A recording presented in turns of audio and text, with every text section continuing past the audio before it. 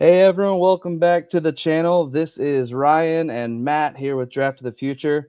We're really excited today. We're about to do our first player interview, and we think this player has a ton of potential and has been doing great things at the FCS level and now is moved up to the FBS level. So without further ado, here is Gideon Lampron. How you doing today, man? Good. Happy to be on here. Well, awesome. Well, to tell you how we found your name, believe it or not, it was not because of your middle name. Um, I actually, me and Matt are just two random guys that really like the draft process, and so we do some deep dives in like statistics each year to kind of like find the guys that we think are going to break out or take that next step. And I was looking at your stuff from Dayton, and I was like, how are people not talking about this guy? Like every metric that I could possibly be interested in from a linebacker position was absurd. So that leads us into our first question. Matt, you want to go ahead? Yeah, so I wonder if you could help me out because we do scouting, and every now and again we kind of look ahead. So we look at these high school guys, and we're like, "Oh man, this guy's going to get some offers. We're going to start looking at him for future years." So I have some data that I want to give you, and I want to see kind of how you react to this prospect. Are you ready? Mhm. All right. So I have a candidate here who was a 4-year varsity letter winner, a 3-time first team all conference player, a 3-time Lorraine County Defensive Player of the Year, a 3-time, not one, not two, 3-time all state player, a finalist for Ohio Mr. Football. Oh, by the way, in addition to having 350 tackles and 19 sacks and 3 interceptions, also had 3,150 rushing yards, was a 2-year letterman. And I wonder how in the world is that guy not? How is he a 0-star recruit? How does that happen? Yeah. I definitely had some great stats in high school and stuff like that. But a big thing in recruiting, like that, I think it's starting to go away a little bit. Um, it's your measurables, like they're looking for, super tall guys, you know what I mean? Like, and I'm just not blessed in that area. But You know, I was fortunate for the opportunity I did end up getting from Dayton, which then put me an opportunity to be able to move to an FBS school. Yeah, okay. And you talked about Dayton. When you got the offer for Dayton and chose to go there, what was your goal going into playing there? So going in as a freshman, I kind of like understood like, chances of playing defense are really slim. I had some really good guys in front of me. Um, but I grinded, worked super hard just to get on special teams because one thing the coaches were always saying, get on special teams to earn your way on defense. So I ended up playing 4 games on special teams. It was like the first 4 games of the season. And I ended up knowing I wanted to keep my red shirt so I could have my 5th year because I didn't want to burn a year for special teams. Um, and just went on from there. Okay. So I just kind of want to touch on a thing because remember we really look at data. Um, I know you're not the tallest guy, but I can name at least one Hall of Fame linebacker who's 6 foot. Yeah. So it's not like you're by any measure too small. Do you really think just the difference of being a little smaller is that big a thing to scouts? Yeah. Scouts from high school, going from high school to college, or from college to the next level. The high school to college. Yeah, so it's not. I don't know. My roster says 6 foot. I don't know how it. I'm definitely not 6 foot. Probably 5'11". 5'11". Normally. But big thing like going to camps and stuff. I know I've heard coaches say like even like coaches that I had here before they like left. They said they used to have to hit 6 foot or they wouldn't even look at you. But then times changed and they said they're just looking for guys that can play ball. And that was one big thing in the portal. That's why like I got a lot more eyes on me. I'm sure the stats at my last school helped a lot, but like they just want guys that can play ball now. And you're seeing that at, a decent amount of schools. Yeah, so was the plan always to transfer, or was that just something that because of your play you had the opportunity to do? Um Yeah, it was definitely because I got the opportunity to do it. It was in the back of my head a little bit, like towards the end of last season.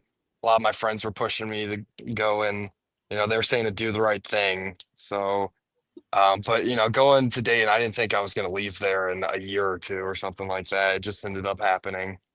Okay. So did you know, obviously zero stars coming out of high school, but then suddenly, did anyone notify you? Did you ever get heads up that, hey, they got you as a 3-star transfer prospect? I never noticed that until I ended up seeing my 247 page. So it was nice. Big thing, like, everyone wants to be recruited out of high school. It's a great feeling Yeah. having a bunch of coaches hit you up and kind of going through that process again, like in the portal, kind of made me feel like I was getting what I finally like thought I deserved out of high school. And it was stressful, like phone calls, texts, visits every single day. It got overwhelming, like 100%. But it was like part of making like my younger self proud because I'm finally getting to go through this. All the coaches, like similar coaches who didn't respond to me back in high school are now hitting me up, so that was a great feeling, Yeah, 100%. that's awesome. So, when it came to BG, who recruited you? How did that process exactly go? Yeah, so I was I was on my initial visit, so I got a few offers to start in the portal. I was on a visit, and I'm not going to say what school, but they were trying to get me to commit on the visit or say like my offer is gone. And it was like one of the first FBS teams I ended up going on a visit at. And I was just not in a good place about it. And I was pretty stressed because, like, walking away from an opportunity, I could be walking away from a full scholarship, and I might not Yeah. get another one from an FBS school. Um, so I kind of just, chanced it and I ended up leaving there. And thankfully, the day that I left that visit, I got a phone call from Coach Morrison, who was the linebackers coach here. And he offered me the full scholarship.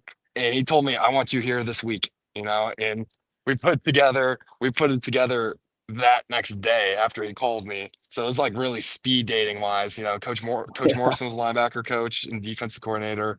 Coach Leffler was the head coach. They got me in here, and I was pretty sold on this place. And I pretty much knew when I was here that I was going to end up committing here, and I absolutely love this place. Okay. Awesome. Um, and then a few months later, all of a sudden, you got a new coach. Huh, yeah. Um, What was that like? oh man, so you go through your winter conditioning workouts. It's hellish, it's a lot of work, like early mornings. And we go through our last one, and it was like fun, like costume themed lift. The whole team was wearing costumes. Got through the last workout, everyone's celebrating in the locker room, dancing, listening to music, and then we get a notification on our phone that we have an emergency meeting at 8:30, and everyone has to be there. And we're like, "What's going on?" And I've had a head coach leave before, so when I walk in the room, I see our athletic director in a suit. I'm like, "Oh, uh-oh, that's not good." And then Coach Leffler walked in and he's like, guys, got the call from the Eagles last night, taking the job. So, I've never heard a be in a room that was so quiet. Um, and then, it's pretty stressful, but in that time, different schools like might follow you on stuff, but I wasn't leaving. I was pretty happy where I'm at. I'm an hour and 30 minutes from home. I didn't feel like going through the whole transfer process again. And then got word that Eddie George got the job. My mom's like hero. My mom's side of the family's diehard OSU fans, so they were all excited. I was pretty pumped. My older brother called me as soon as he got word about it. He's like, "Dude, when you see him, you need to tell him I used to play with him in Madden like '04 and stuff like that." So that was really awesome. That's awesome. So I have two follow-ups that I want based on that little anecdote. The first one is anytime a transfer or recruit comes in and there's a coaching shift, there's a natural concern like I might not be a part of your plan. Did you and Coach George have any conversations about how his arrival may impact your opportunities, or did you just kind of go out in the field and show him? Yeah, so wait, how it ended up going, like in my mind, I told you guys I'm not the biggest, the other starting backer with me is not, me and him are like same height. But there's always a natural concern. Like they could just bring in other guys and tell us to get lost. That happens at places. But I just know I was going to prove myself. And my new linebacker coach, he tried to recruit me out of high school, which was really, really like helpful for me just thinking about it. But he came in, he gathered us as linebackers. He's like, listen, guys, it's see ball, get ball. Like if you can't run and hit like that, like, we don't want you here. And I just knew that suited me perfectly. Um, so just putting my head down and working like a lot of us, the entire team did, just to prove ourselves to the new coaches. Like we knew they were going to bring in more people, but like we're still going to have to do our jobs, and just keep grinding every day. So I was definitely like able to prove myself during spring ball, and I love the new staff completely. Yeah, I would say you proved yourself being named a captain right off the bat as a transfer. That's pretty awesome. Yeah, yeah. Thank you. The other follow up I have, and I can't pass this up, costume themed workout. What costume did you rock? Oh, so I'm a big scary movie fan, so I wore like a ghost face mask. Yeah. Okay, Yeah, so like that it. was yeah. Can you hear me? Can you hear me? Yeah, yeah, we got you. Okay, yeah. So it's not fun working out in that mask, but it's cool. It looked cool, I guess. So Yeah, so I think you're having a good start to the season. You got that sack on the first game, making a lot of tackles all around the ball. Do you feel that your time in Dayton, like set you up to have the success that you're having so far to start the year? yeah, without a doubt. I mean, I learned a lot about football. Just like football in general. Like there, I had great coaches, man, and a big thing that they hammered was just read your keys, do your job. And coming to a bigger school, I played against my first like Power Four opponent last year or last week. I was kind of like, I get nervous before every game, but before that, I'm like, is this going to be that much of a difference? But going out there, like, it's literally the same thing. Just read your keys, do your job. Guy's a little bigger, slightly faster, but it's still just football. And I felt great. I had a blast. I played like a pretty decent game. Mhm. So I definitely think what I learned and like how I played at Dayton, how I was coached, definitely helped me uh transferring up to the FBS level. All right, Matt, I think this is your favorite question, so go ahead. This is a big question. So again, um, we acknowledge that there are certain physical tools and physical requirements you really need, particularly to move from college to the NFL. Mm. But the other thing you need is opportunity. So I have this question is really near and dear to me.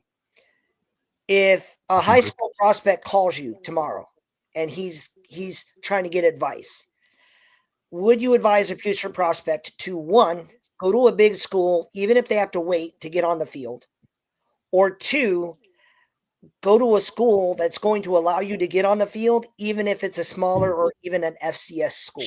Oh man. Okay. Yeah, that's a tough one for sure. It all depends on like, man, you gotta know the situation you're going into and like just the kind of defense because like the defense I was in, just looking from my own experience last year at Dayton, I allowed the linebackers to flow. That's why me and the other backer there played so good. It was designed for us. So if you could go to a smaller school, know you're going to put up the stats. I'd advise against I'd advise to go to a smaller school. But if you're going to go to a big school and wait, that's also great because you can redshirt and then you can develop, watch the guys in front of you. How much stronger you get in your first year, in like year or two at any school, any program, that's going to make such a big difference for you going forward and to eventually starting or playing. So, but if I had to choose one, obviously I'll go with the one that, fits me the most, going to a smaller school, playing, and then transferring up or something like that. But yeah. Okay, awesome. So as we go into this year, you've got plenty of games coming up. What are your goals as an individual this year? What do you hope to accomplish, and then as a team as well? Yeah, so I definitely want to put like my individual goals are pretty aligned with the teams, like because I've been on like decent pro. Like my first year at Dayton, we were 9-2. Last year, I think we were 6-6, and the year before that, we were a little lesser than that. And biggest thing, like I've had the stats at my last school. Coming to bigger school, I'm a captain. That was my dream. So getting that already accomplished one of my individual goals, and I would just want to keep leading. But my biggest goal is to win, like I hate losing. Everyone here hates losing more than they like winning. I just don't want to lose. So that is literally like stats, man, stats be damned. Like I just want to win, and I want to have a spectacular defense, on all aspects. I want to like have the number one defense in the MAC, so Yeah. that's 100% my goals, individual goals / team goals. Okay. So when you're working with these goals, you're obviously a competitive person. Do you still bring that 0-star mentality? Is that a motivating factor for you even now? Oh, 100%. Yeah, like especially going play. I'm going to keep using this as an example. Like going and playing at Cincinnati last week. These guys were some of them were five, like probably 4 or 5 stars transferring in from other school. And like knowing that they got what I never had just motivates me even more to go out there and play harder. And I definitely got a lot to prove. All of us do, especially going against bigger schools and stuff like that. But we're gonna keep fighting and doing what we do. All right. Yeah. You talked about stuff to prove. So I'm sure one of your goals is to potentially play on Sunday someday. And what do you think you need to do to prove that you can play on Sundays? Yeah, the biggest thing I just need to keep being consistent. I definitely need to have some bigger games. Statistically, like just play better. I'm trying to think. Yeah, I just gotta get better in all aspects. Um, gotta advance my knowledge more about the game and like my like studying and stuff like that. And I just need to get faster, just Mhm. little things like that. They'll all add into the bigger picture of playing like at the next level. So every year, every year, there are people who have seen your journey and they haven't had your success.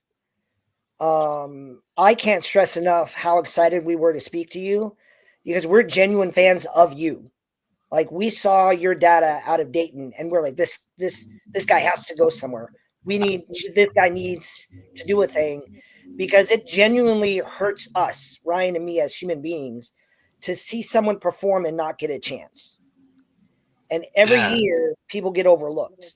What advice do you have for them? Yeah, first off, I really appreciate you guys saying that. It's tough because like especially coming out of high school and like a lot of kids experience it, and I can't like stress enough how much it hurt. Because I always thought I deserved to go to like a bigger school, but nothing's wrong with Dane. I love that place so much, but I always thought I wanted to go somewhere else, and I always thought I was overlooked, and like even going to camps and stuff like that. Um, but my biggest advice is just to control what you can control.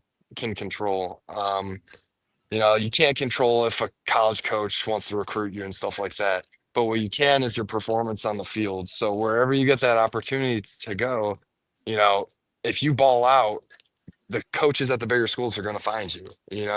So that's the biggest thing to kids who were in my position who think they were good enough, had the stats to prove it. You just can't let your work ethic give. You're going to have to keep going. You're going to have to push even harder, especially because you've been overlooked, and that's one thing that motivated me. Like these guys all doubted me. I'm just going to keep working harder and harder, never missing lift. I've never been late to anything in college my entire life, and if that starts to slip, you don't deserve, you probably don't deserve to move up, from that Yeah. position you're in. So just stuff like that. You just got to keep the standard the standard. Yeah. Okay. A couple little last things. So I know it's probably a little early on for you, but have you started to give any consideration about the future, like when you would potentially declare, if you're going to look to go other places, or is it just a game by game thing still? It's just game by game. I love Bowling Green. I plan on using my 5th year here next year. But obviously I want to play in the league. That's everyone's dream, especially in college football. Everyone wants to go play on Sundays. But obviously football doesn't last forever. But so obviously if the league doesn't work out, one thing that I plan on doing 100% without a doubt is going into coaching. Yeah. Because I don't know how I'm going to get away from the game. I love this stuff so much, and I look at like the coaches I've had in the past, like especially my ones at Dayton, the ones I have here, who made me love the game so much. I feel like I could do what they did to me and like for themselves, into me, making me love the game, making me a better person. I think I can do that for other kids. And I think that's like the most fulfilling part of the job. And I think that I can be a great coach. I think I could do that for the rest of my life and be really happy. Yeah, I'm dying as an 8U coach right now for my son's team. It's like herding cats. I'm sure. Yeah, I don't know about planning on doing 8U or anything. I definitely plan on coaching college. So, but All right, oh Matt, you man. want to finish it up? Well, so I had a follow up. We were looking, we couldn't find your major. What are you majoring at there at Bowling Green as a student? So transferring messed up my credits a little bit. They all counted, just not in the right places. So if people ever ask me what I'm majoring in, I joke and say football. But no, actually, I'm majoring in psychology,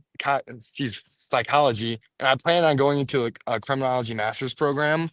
But I'm still figuring it out because my graduation date's now messed up, and it's just a whole mess that I'm working through right now. So we'll figure it out. But yeah. All right, then yeah, the last thing, take a few seconds, and if you could tell college football fans why they should root for you and why they should watch you play, tell us why.